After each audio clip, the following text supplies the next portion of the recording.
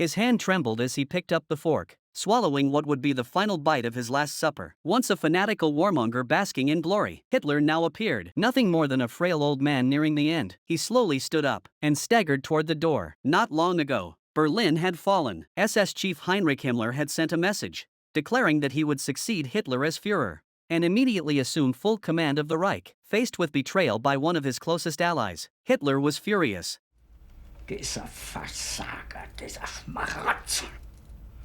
Ein paar vanilla Faulpelz! Before his anger could subside, an even heavier blow arrived. The next day, Hitler invited his officers to lunch. At the table, he spoke boastfully, claiming the German army was about to turn the tide, and that the Reich would still be rebuilt under his leadership. But just then, news came from outside. Himmler had already surrendered. The blow devastated Hitler. He roared in fury, but could no longer change the course of reality. Unable to confront Himmler, he instead ordered the execution of Himmler's aide as an outlet for his rage. At that moment, an SS doctor approached Hitler, requesting permission to leave Berlin. His request was denied. The doctor returned home in despair, knowing escape was no longer possible. He gazed sorrowfully at his wife and children at the dinner table, then pulled the pin on a grenade.